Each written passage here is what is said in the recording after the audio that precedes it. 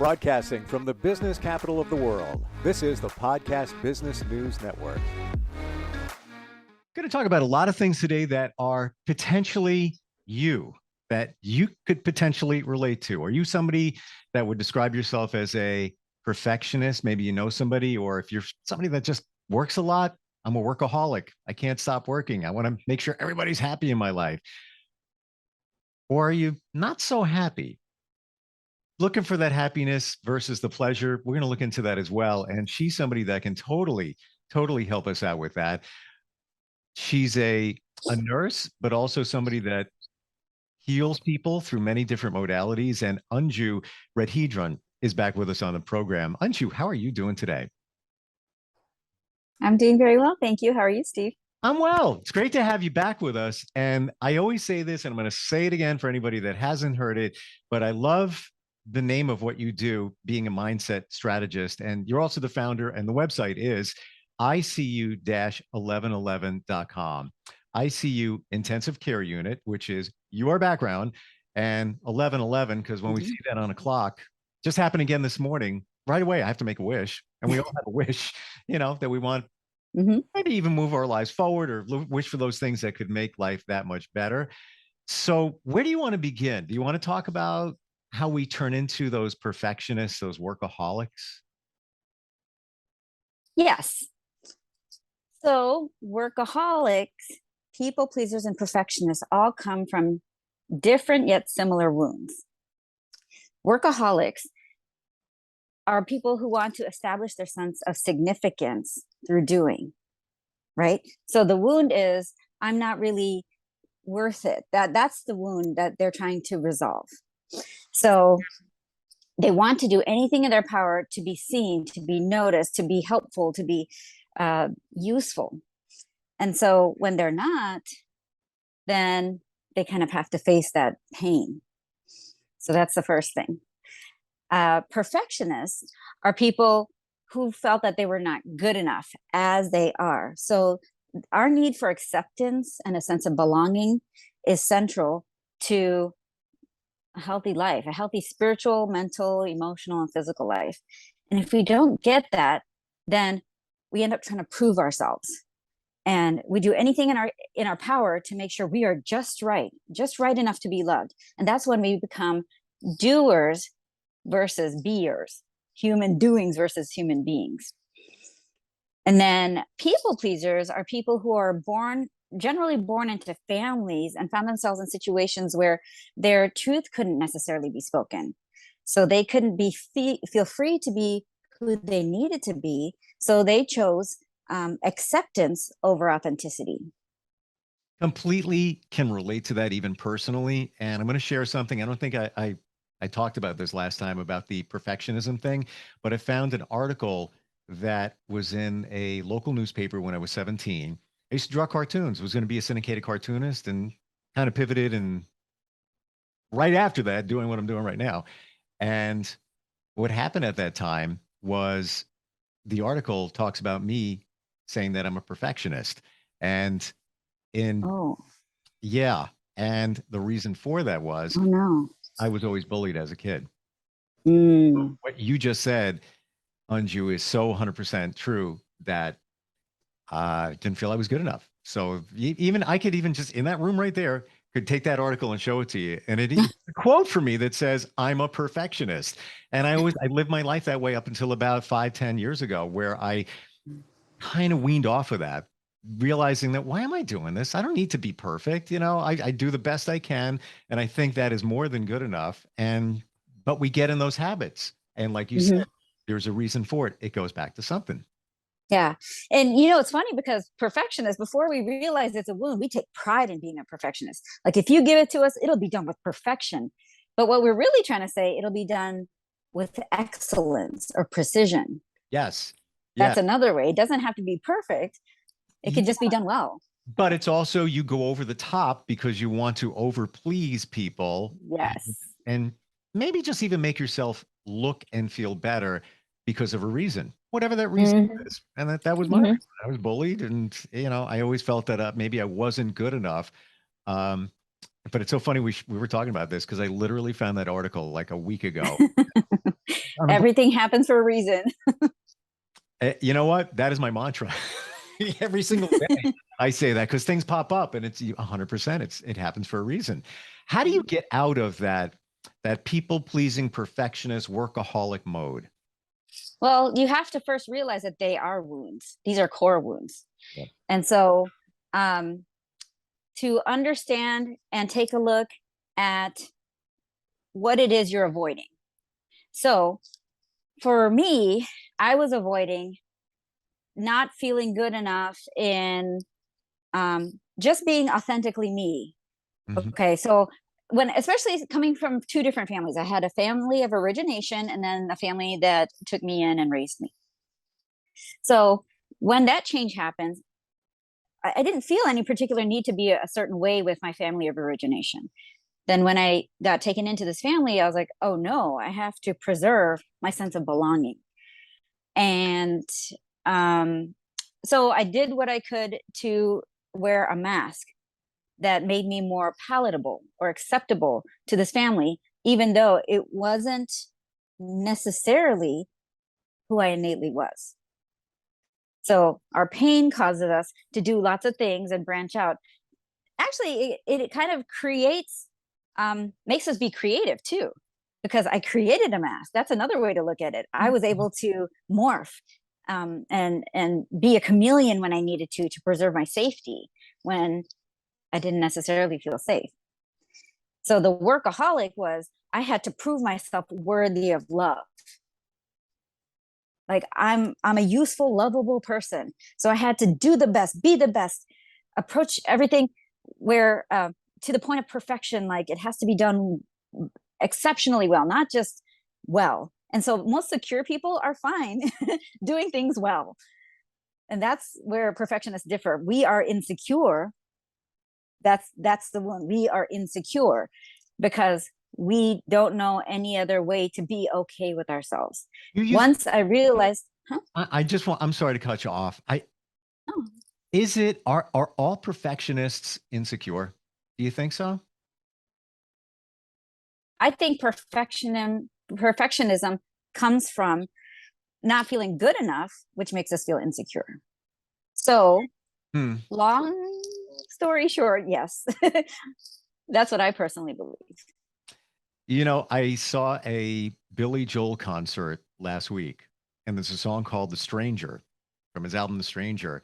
And I just looked up the lyrics, and just what you said about the mask. We all have a face that we hide away forever and we take them out and show ourselves. So it's almost like we all have different masks, but we're kind of like strangers to ourselves and other people because we're not really being us. We're putting on Yeah. maybe a show, the perfectionist show. I'm the workaholic show. It's not really Mhm. the genuine you. You're not really living your genuine life. Yes.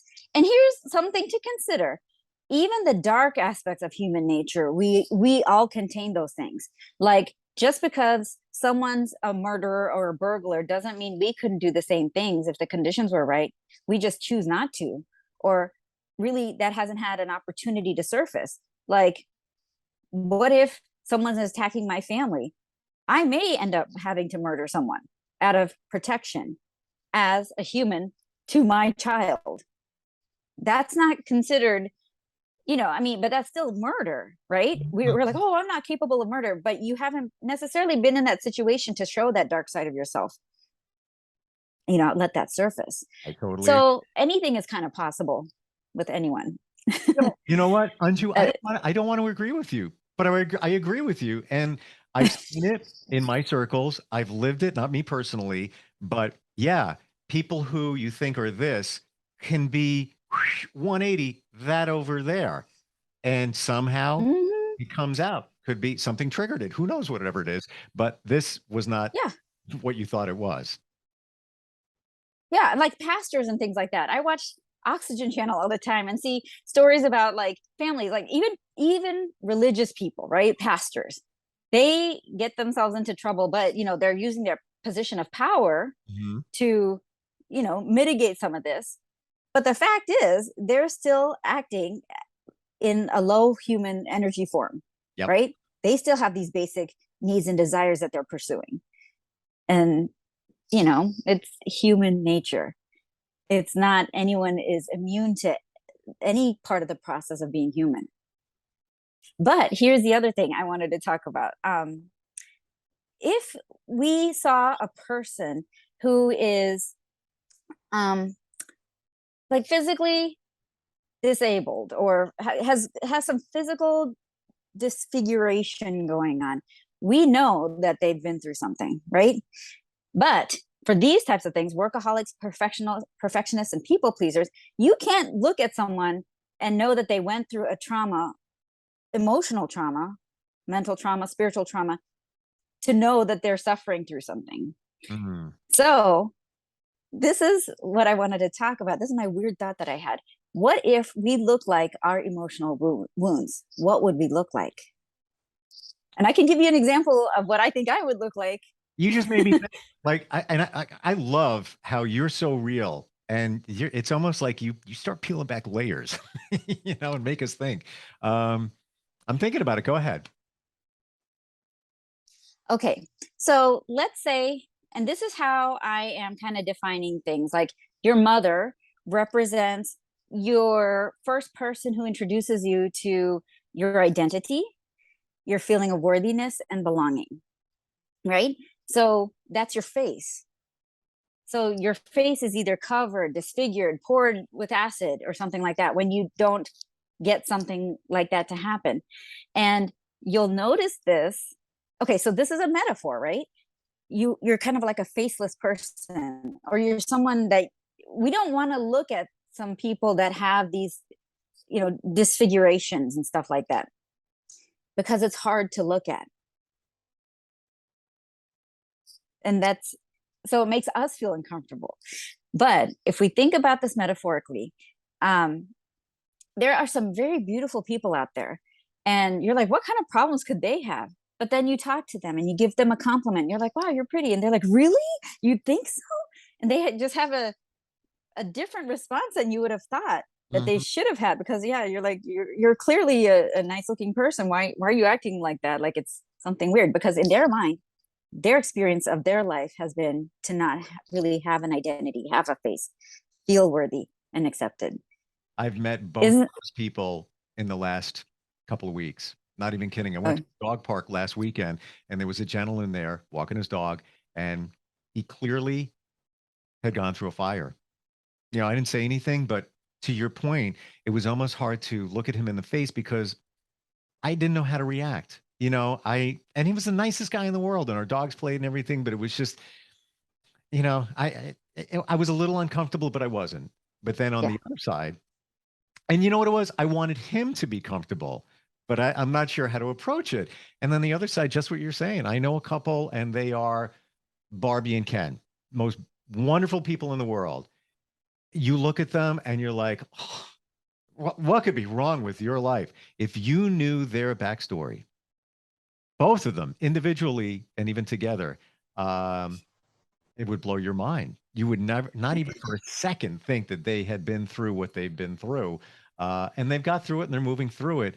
But yeah, what you see is not really what is. Mm-hmm. And then, so like that's what I'm relating the mother wounds to, like your face, your arms, because you embrace life with your arms. Mm. And then your father represents your stability and protection. So that's like your skin, your bones, your ability to stand on your feet, things like that. Then, um, so okay, so then I'm just going to paint my own picture, and then you can do this to yourself based on your own wounds. I just want everyone to think about this who's listening.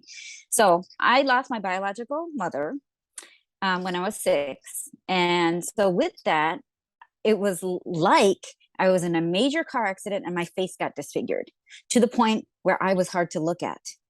And then in that same accident, my arms were broken. So I couldn't really embrace life like I used to. And I needed a lot of to help trying to make sense of my life. Then I lost my biological father a year later to suicide. Now, since it's suicide, this was an option for him. Like he chose to do it. So I liken it to I was in another major car accident a year later, and I got a crush injury to my leg. Now they could have maybe saved my leg, Mm. but the decision was made to amputate it. So then that was taken from me, the leg. So far, what I look like is disfigured in the face, and then bilateral arms broken and one leg gone. So now I get a new mother. My new mother at the time, well, she still is, 19 years older than me. So she's really young, and I'm 6 and 7 years old, coming into this new life. So she's very young, and she wasn't ready. She wasn't really willing or emotionally capable of taking on two. My brother was 11 and he was 12 and I was 7. That's a lot for a very young mid-20s person. And so she had to take on 2 kids that were not her own. So basically, to me, getting a mom that I knew felt this way, felt like after that injury, I had an ill-fitting mask, a prosthetic, to make myself look more presentable and normal. And I had to wear excessive amounts of makeup to be palatable. And then with my new father, he was my support. He was like my prosthetic leg with a titanium frame.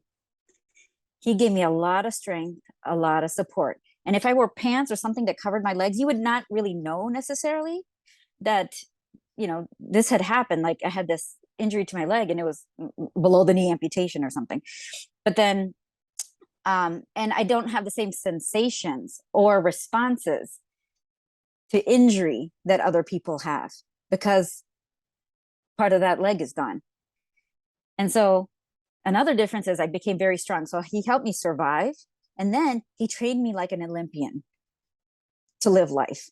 He pushed me hard to face things, to kick things, to be an athlete in life.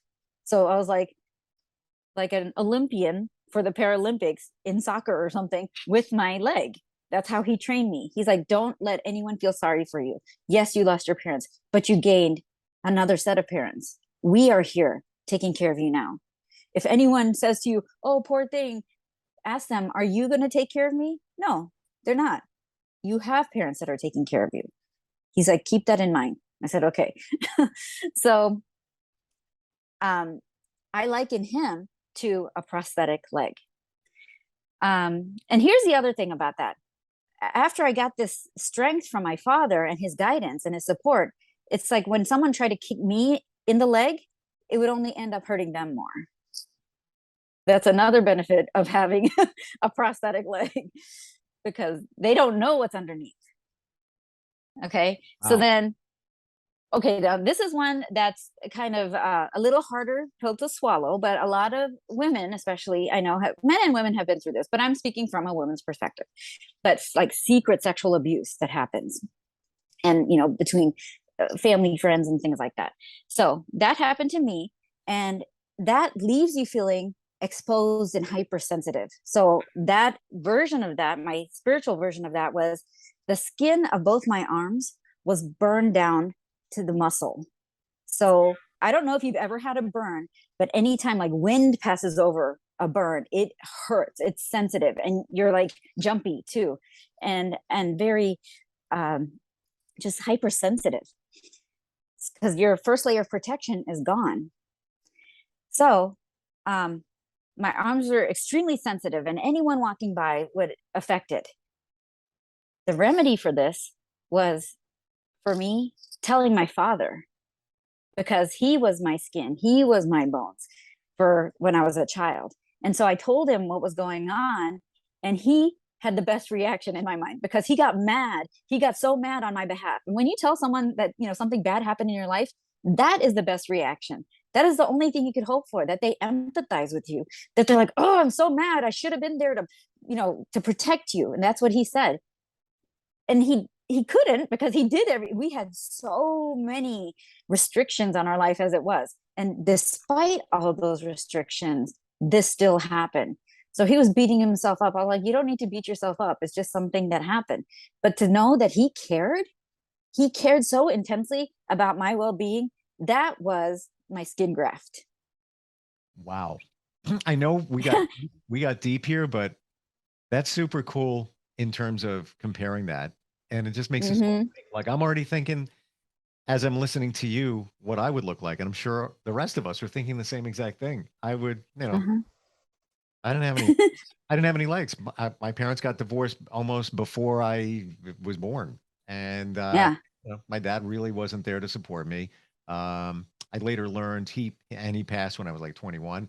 I learned I was a lot like him after he passed, but Oh, through being bullied and all that during when I was in elementary school and even junior high, kind of wasn't really there for me. So I didn't have any legs, yeah. or I was missing one.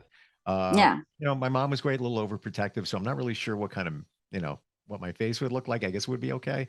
Um, makes you think. Wow, what we Yeah. Well, I couldn't recognize myself. Like my identity was gone in my situation. A lot sure. of people, they just kind of have like a veil or a mask over them, or their skin is kind of melted, like in their spiritual version of themselves. So they can't see themselves. But usually if you have a strong relationship, or like a unbroken relationship with your mom, then your identity's pretty much intact, and then the people that attack it are later on in life, like Yeah. kids in school and things like that. But the other thing, there's three other things that I wanted to talk about. So I got kicked out my freshman year of college. So that was shame, loss of reputation, and made me feel not good enough. And the physical spiritual manifestation of that was like I lost some teeth. And so I'm like toothless, not completely toothless, just a couple of teeth. But then my remedy for this was this is where the overachiever kind of comes in, because then I ended up getting a bachelor's of science in nursing, and then a master's degree in business, and then a master's pending in medical informatics. So I overdid it. That was my overcompensation.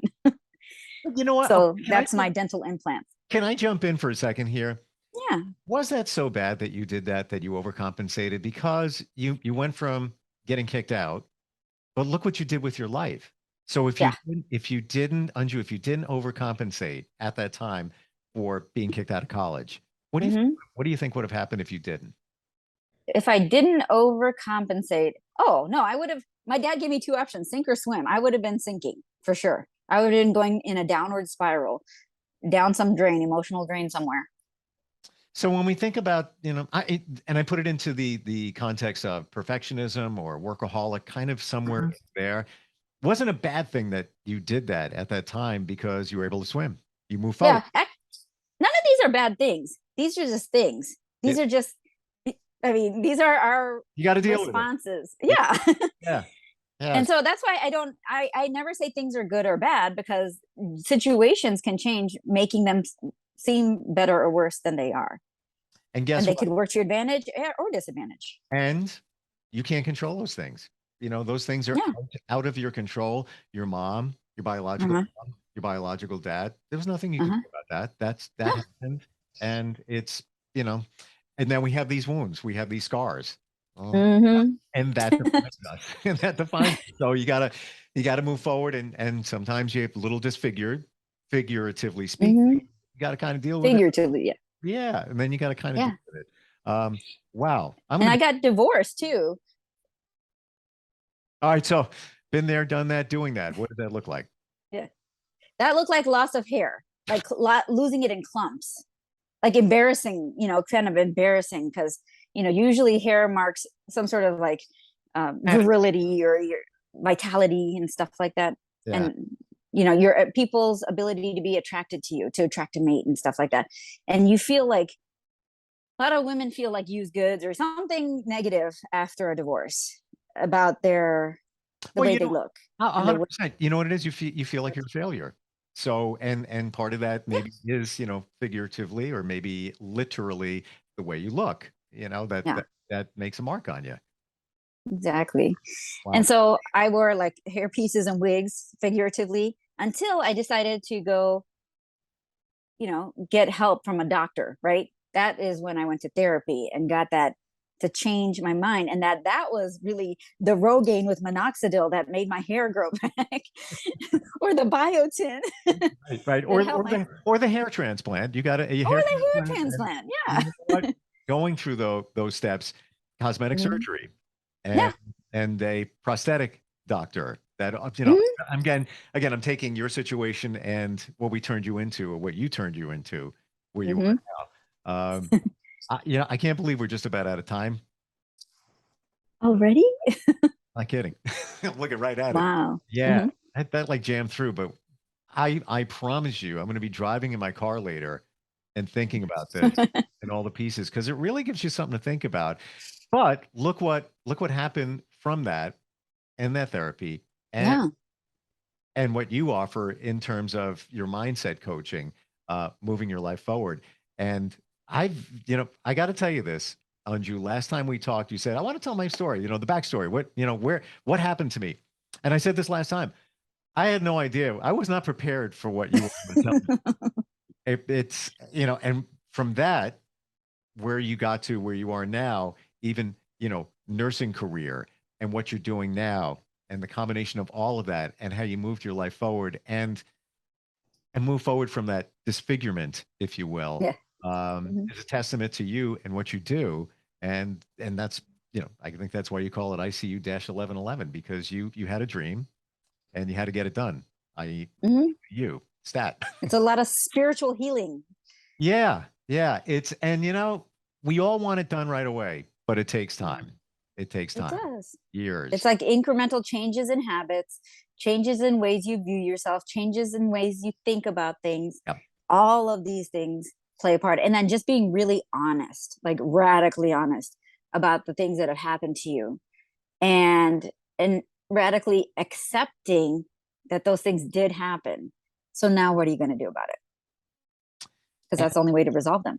there's only one way. And if you go to the, let's say, cosmetic surgeon, even if it's done from your call it that disfigurement of what happened to you in your life, what happens after that? Cosmetic surgeon puts you under the knife. Even if you get the hair transplants, again, we're figuratively speaking, you have to heal from that. You have to, absolutely. It Even takes time. Everything takes you time. you wheel out of the OR, got a brand new face, got what with skin grafts, whatever. It's Mhm. not it's got to heal. It's going to take Mhm. time. Hair transplants, they don't just put hair in. It's got to grow. So it takes time, even going through the process, talking to even somebody like you. Mhm. And even when you plant seeds, right? Like to cultivate corn or whatever. Um, Even those take at least 2 weeks for the seeds to emerge from the ground. Absolutely. Nothing's immediate. Yeah. Yeah. It's the process. You got to go through it. You got to grow. So we grow from something that was maybe negative or a challenge in our lives. I want to tell everybody if they want to get some coaching, and you got your finger on it, you walk the walk, you talk the talk, you've lived a pretty wild life. Got to tell you that. Like a lot of us look at our lives and like, hey, you know what? That wasn't that great or that. And you rose above it and moved yourself forward to, a beautiful, insightful, amazing person. Thank you so much. And Jordan Peterson has this great quote that says, um, when you retire, the point isn't to drink margaritas and live on an island by yourself. That won't make you happy. But lifting like a meaningful burden, that will make you happy. So if you realize that these things, these pains that we carry and things like that, we can learn lessons from that. And then we can just look back on our life and say, wow, I got through that. Mm-hmm. That makes you realize your own worth. And that's the point. You don't need someone to tell you that. You see it in yourself. Mm-hmm. Even if you've got scars, literally have scars on you, every scar has a story. And Hmm. same thing as we're talking now with the analogy of what you would look like through the emotional wounds, you're gonna have scars. And Yeah. scars are beautiful. Yeah. We shouldn't look at them as a negative. Website is icu-1111.com. Free consultation if somebody wants to think about some coaching or kind of move it forward. Yes. Free 20-minute consultation. Got it. The doctor is in. The nurse is in, but the doctor is in. She's ready. Right. She does cosmetic surgery, she does hair transplants and all of that. Spiritual. The spiritual Spiritual. healer is in. Exactly. Great talking with you today. And I'm not kidding. I'm going to be sitting in the car later thinking about what I look like. And I think the rest of us should do that because it's kind of an eye opener. Yeah. Cool way to look at life. And Thank you. look forward next time we get a chance to talk. Thank you so much. Likewise. Thank Yep. you so much, Steve. Be right back.